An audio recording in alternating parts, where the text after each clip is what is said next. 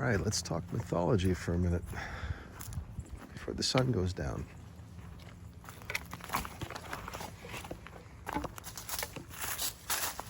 It's pretty dark already, truth be told.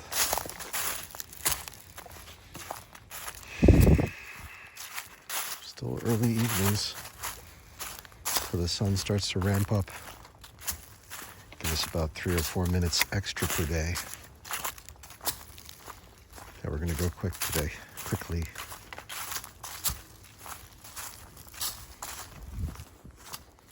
That's the vibe I'm getting. So this message is for Lumi and Liam, my beautiful children. Hey guys, how you doing? We're just going to move now. Get those engines running. So I'd like to tell you about the 13th constellation, Ophiuchus. Ophiuchus is the serpent-bearing constellation, which you probably haven't heard of before. You've heard of the water bearer, I'm sure, Aquarius, which is actually an air sign. Now, Ophiuchus is a strange one because it's not really assigned any sort of element. Though I would argue it's assigned the element of ether. E-T-H-E-R, A-E-T-H-E-R. That which brings forth things. The ether. Nikola Tesla talked about it a lot. He's worth looking into.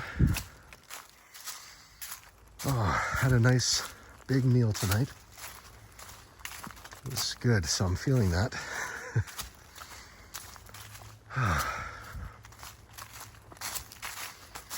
I did a recording this morning and I erased it. It wasn't worth sharing. And if you've seen what I've shared on here, then you'd probably be surprised that I didn't share it.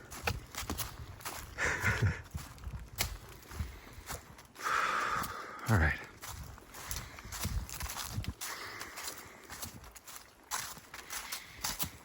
I am not going to go further than this tonight. It's too dark. And the coyotes are out. I can feel it. Just know. Strange things are afoot.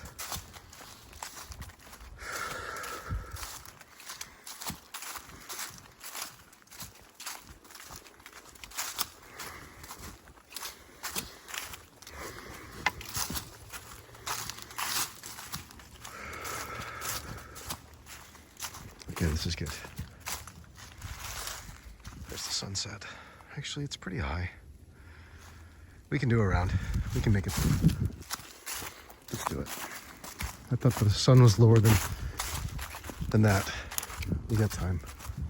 It's very golden this evening. It's hard to depict here with this camera, but it's golden.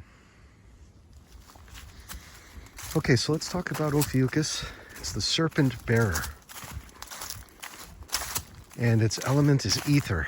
And it is the erased astrological sign from the zodiac. It used to belong there and was taken away around ancient Greece. That time period, it was removed. So the question then becomes, why? What would be the purpose in removing something, a constellation that is as big as Ophiuchus? And let's start to get into this. Okay. Well, which god or demigod does Ophiuchus relate to? This is where we start to get into the goodies. Ophiuchus was named after Asclepius, or Asclepius was named after Ophiuchus. Either way, he was perhaps the greatest healer of all the gods and demigods. So why the heck is he erased from history? And why would the 13th and probably most important of the zodiac signs be removed? That's an important factor. Well, let's talk about what he did. Asclepius,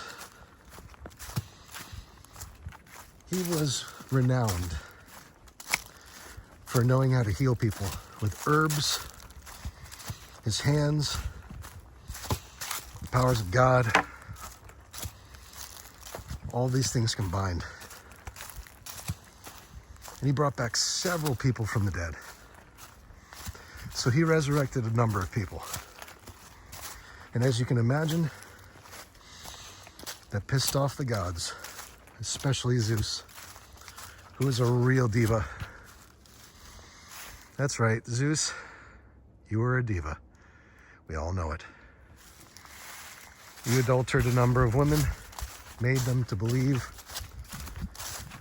that they were having relations with their husbands when it was you. Yes, Zeus, for all intents and purposes, you are and were a piece of shit to the world.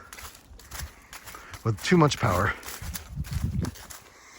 Which makes me think it probably was a reason why your father, Father Time, Kronos, wanted to consume you. Something tells me there would have been a reason for that. Maybe the fact that he could see into the future. Well, anyway, Zeus is in power. You can imagine this, right? Asclepius, this up-and-coming healer, is world-renowned, and people are sending over their dead folks that they want to see revived, and he's doing it. He's bringing them back, and he's going against the natural order of things in accordance to Zeus, and he's pissed. Amongst these people is Hippolytus, and Hippolytus, being the son of Theseus, was not supposed to come back from the dead. He also brought back Orion, if it can give you an idea. Yes, the same as Orion's belt, one of the constellations, the major ones. He brought back from the dead. And while all this was happening, he was becoming very, very well known for his healing arts. So what was he doing? You might have asked. What was he using? Well, he happened to be trained by Apollo himself, his father. You know, the god of the sun. Kind of a big deal. So the sun, being a healing property itself, you know, you get yourself a half an hour of direct time with this beautiful, ancient, consistent presence that is the sun. Tends to heal the body really well. In fact, studies have shown, you get a bunch of people from a hospital, you haven't had exposure to the sun, you put them out in the sun, give them some fresh air, and boy, their wounds heal and close faster than if they were inside. Go figure. I mean, it's what the trees need to stay alive, you know. You might as well just put up the obvious sign and say, anyone in a hospital should be receiving sunlight regularly for healing. So Apollo taught his son, Asclepius, all about this. One of the other teachers of Asclepius was Chiron. Chiron being half man, well, a centaur, right? Half man, half horse. And a formidable healer. Very powerful. In fact, he was immortal. The only reason why he gave up his immortality is that he got hit with a poison arrow, and it sucked so bad, it was so painful, that he decided he'd rather not live with that pain and give up his immortality. Otherwise, he'd still be alive. Chiron. So Chiron taught all he knew about herbology and the healing of the body to Asclepius. So two very formidable, godlike, immortal teachers taught Asclepius the demigod of healing, how to work. That wasn't all. See, Athena knew that Asclepius was formidable as a healer. Athena being the goddess of the hunt and the guardian of the woods, the forest, she's all around here. With Artemis, you know, they're guardians. And I believe Viridus is the other one. We'll talk about him in a second, if I got his name right. Viridus. Just read this, so I have to put it all together. Well, anyway, Athena, the goddess of war, like the Mars version, in female form, she's super distraught and needs help with bringing back someone from the dead. I forget who it was. Someone who died in a chariot race. I think it was Hippolytus, yes. So she's like, listen, please help me bring back Hippolytus. And Asclepius is like, all right, I'll take a look. And she's like, hold on a second, before you do, I want to give you these vials. So Athena gives Asclepius 4 vials of blood, 2 of which are venomous, and 2 of which are totally healing-based vials of blood, like curative blood. And they all come from the Gorgon Medusa, after Perseus killed her. Remember that story? The story of Perseus beheading Medusa, the Gorgon? Well, it turns out her blood, depending on where you got it from in her body, was either very healing or venomous. And so Asclepius got a lot from that, learned a lot from that, how to heal and how to also evade poison and overcome a lot of maladies as a result. Turns out he's able to resurrect Hippolytus. Athena, very happy and indebted to Asclepius. Zeus, meanwhile, not happy. Sees what's going on. He's supposed to be the king, you know, the head honcho of Olympia, of Olympus. He's not happy about this. He hears all about Asclepius having this center of healing, a hospital. So he decides to take his most powerful of lightning bolts, made by the Cyclops himself, or themselves, multiple Cyclopses. He tosses this bolt of lightning down and strikes Asclepius dead. And Athena is super pissed. So she makes a deal with the Cyclops that they are never to forge such powerful lightning bolts for Zeus ever again. Give him a little reality check that he's now vulnerable and can't just take the law into his own hands, because Asclepius is and was a demigod, a son of Apollo, and an incredible healer.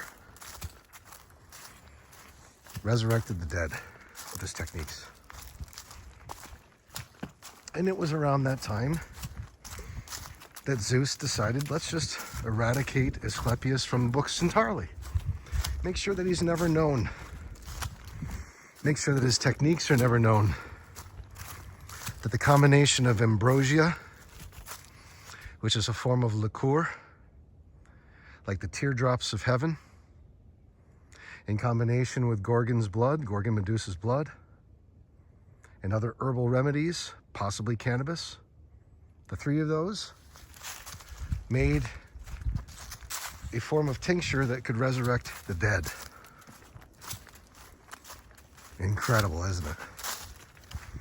The endocannabinoid system, which is known to not only reduce pain, but assist reptiles in the reformation of their organs and their external elements like their tails. This system, the endocannabinoid system, is directly related to the regeneration of body parts. pretty cool, considering it's been around for millions of years. And boy, oh boy, we don't talk about it, do we? No, it wasn't until there was an Israeli scientist, a physicist, a chemist, I don't know his history much. Forgive me, I don't mean to be disrespectful. But back in the 90s, he was able to synthesize THC, tetrahydrocannabinol, which is an endocannabinoid, and started to understand its properties, very, very closely related to a natural phenomenon in the body in which we produce a bliss molecule called anandamide. That this anandamide and tetrahydrocannabinol, THC, that came from the plant, the cannabis plant, are nearly identical. How cool is that? How wild. How strange. I know, right? That we synthesize something that closely resembles the effects that we get from a plant. It helps to reduce pain, overcome traumatic situations or events. It happens to be bliss-inducing, but we do it naturally. We don't have to acquire it from plant. All we need is some arachidonic acid, some omegas 3, 6, and 9, some piperine from black pepper, and if you've got some turmeric, it's just going to help with the entire process to synthesize. But what you'll get is the formulation of something by the body that is so closely related to THC that it binds to the very same receptors in the same way.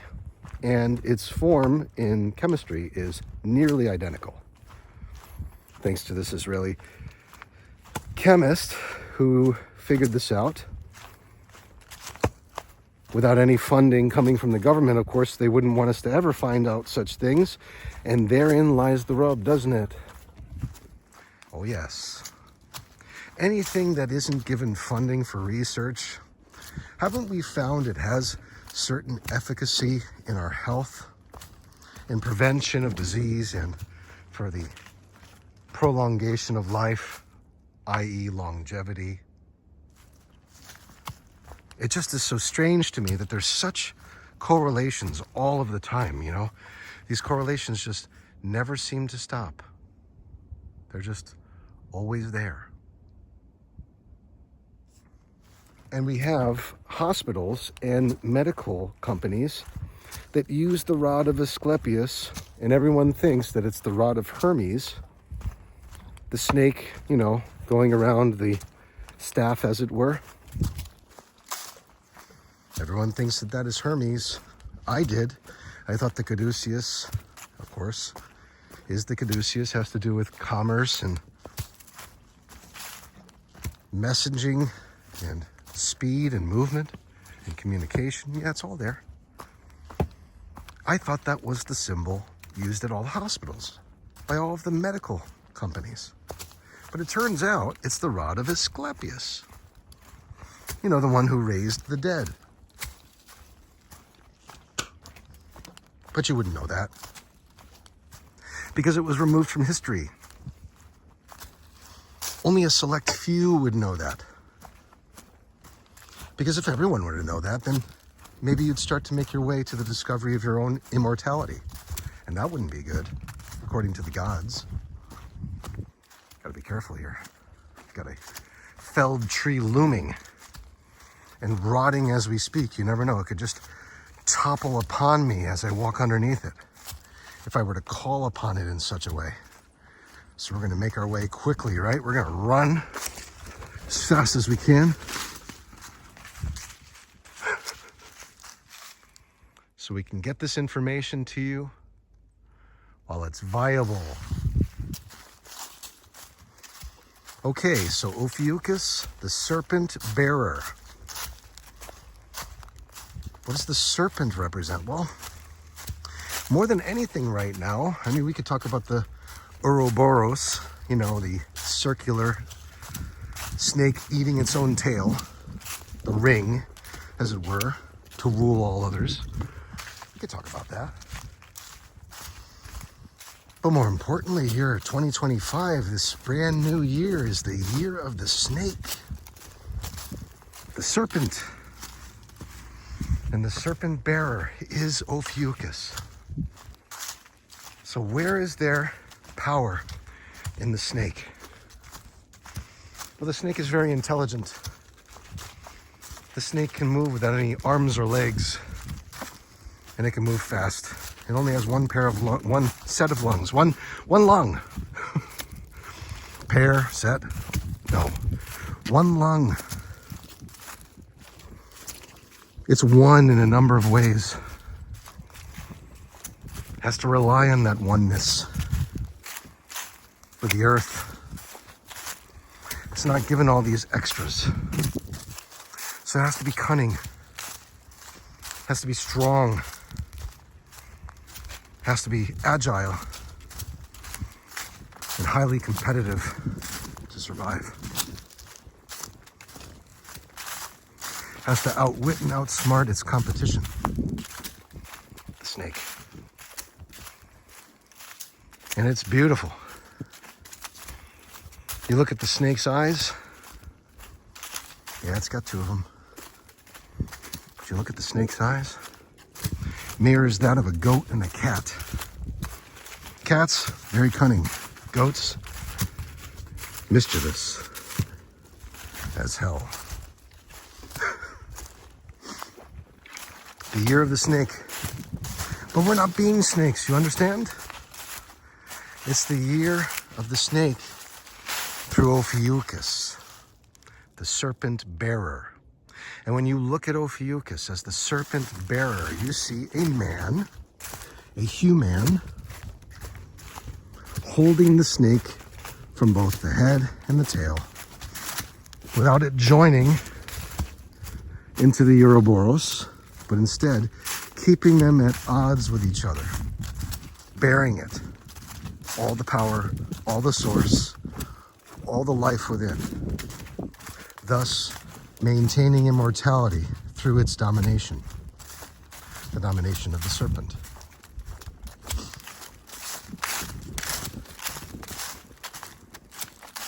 So what does this mean for you? Well, it means find yourself in the middle of all this drama. Make yourself still but in control of all those things that would wish to dominate you. And you find within that some generation of light through the resistance of both sides. Find yourself in the middle. You find yourself on the path to eternal life. So it's not just a billionaire's path now, it's the path of eternal life. How cool is that? Pretty cool. Excuse me, pretty cool.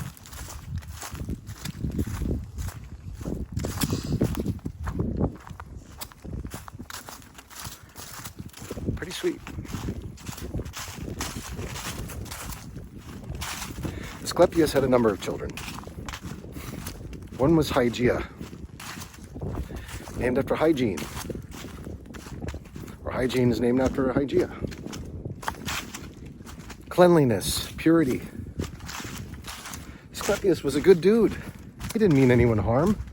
In fact, all he wanted to do was heal people, but Zeus didn't like that.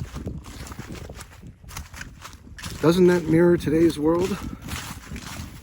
Trying to keep your healing properties hidden from you, trying to poison you slowly with the Gorgon's blood from the bad part that you shouldn't be consuming while resisting or withholding from you the part of the Gorgon Medusa that would actually give you eternal life when combined with certain herbs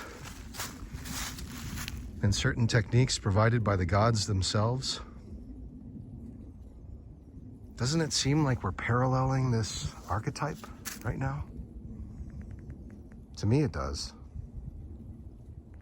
Then again, I'm just a writer. When has a writer ever been normal? Let's say that to the subscribers. You know, what are you expecting from me, after all? Seriously. Let's be honest. I mean, we got the sunset here. That's pretty normal. But aside from that, what are you expecting from me? I am a writer. I'm an author. When has a writer or an author not been strange? When has he or she ever followed the norms The reason for all of our success has to do with us challenging them. So what are you doing here if you're expecting something normal? That's why I'm like thinking to myself, you subscribe because I'm weird. I am a writer. Do I need to say it again? Do you not believe I'm a writer? I'm still writing. I'm just writing music, man. Because I can. It used to be a real painstaking thing to have to record a song in a given day and then write. I'm just writing with my songs now. It's all available to me. But I'm still writing. But I am a writer. Writers are weird. Writers are strange. Lumi, Liam, don't expect me to be normal. Ever. Don't. I am an author. Doesn't mean I don't love you. Doesn't mean I don't think about you through my imagination and meditation every day. I do. For at least an hour every day. I dedicate full concentration, and there are people who don't give a single minute of their life to a concentrated effort of believing that they can go into the imagination and see it become real. There are billions of people who don't even exercise that once in their life. I do it every day for at least an hour. And you're with me. I'm saying this because I am strange as a writer, but I'm not aloof. I'm not some fool. I could totally play the roles that all the people would, expect me to play. I can be all that. I can be the normal guy. And I often am. But when I have a chance to come here in the woods, I become Viridus. After Hippolytus was resurrected, he became a god amongst the Olympians, and the guardian of the forest, and the healer of horses. Now, I'm not healing horses, but I've seen them in my dreams. I am here in the woods. I am in good company with Artemis, Athena, and Viridus.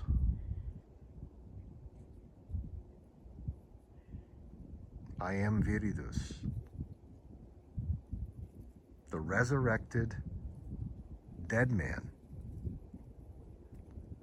who was offered a place amongst the Olympians, and this pissed off Zeus beyond compare.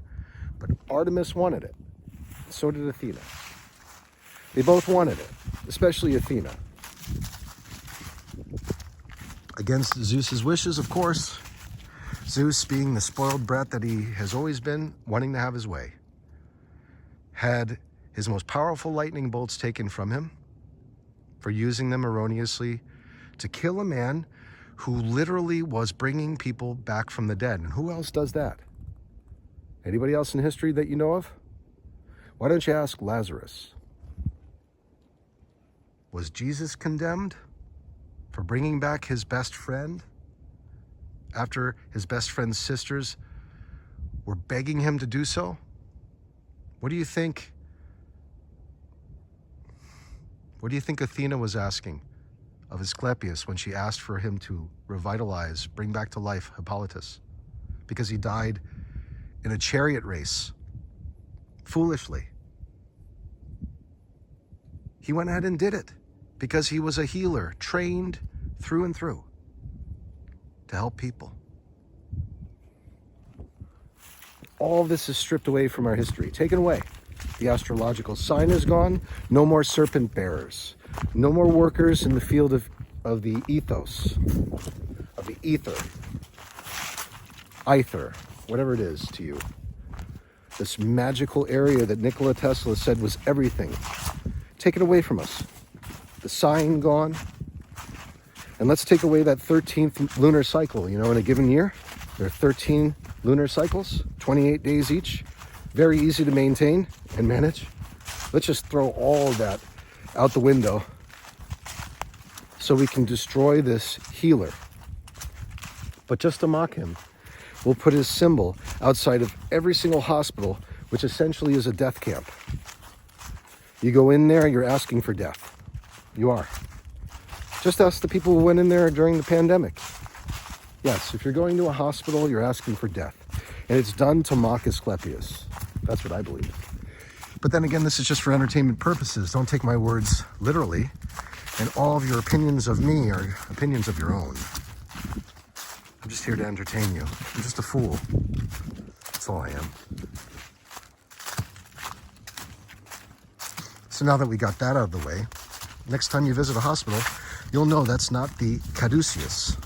That is the rod of Asclepius, the one who once knew how to raise the dead, literally, using herbal techniques, with training from his father, Apollo, and from Chiron himself, the immortal centaur. You know, the same type of blood that Voldemort needed to drink in order to garner at least some life. Teacher of Asclepius. And that school was a renowned school that everyone came to get the resolutions that they needed for whatever ailment was bothering them, irking them, destroying them. So it should be no surprise that his daughter, Hygeia, is where the word hygiene comes from, because she knew how to stay healthy, clean, and hygienic. But all this is gone. Gone from your history books. Gone from the mythology. Let's take away that 13th astrological sign. And what happens then? Well, what happens then is we don't have death. You can't have immortality without death. Sorry. It's hard to understand, but you can't have immortality without death. Because death represents rebirth. And you can't have immortality without rebirth. That's effectively what immortality is. You die, you are reborn. Everyone tries to kill you, they think they do, but you come back. So you have to have that 13th element. Without the 13th element, you can't have rebirth. You take that away from society, you take that knowledge away, and you can control the mortality of human. And who do you think would be interested in that? If Ophiuchus is the reptilian serpent bearer. And thus, the rabbit hole goes deeper. But we'll save that for another time. In the meantime, you can do your own research and learn about Asclepius and Ophiuchus, the constellation that is once forgotten, now forgotten, once very important, I should say. And every time you think you're making a wish, so be sure to wish well, and God bless you on this day. Short but sweet. You gotta get inside. For the night is full of terrors.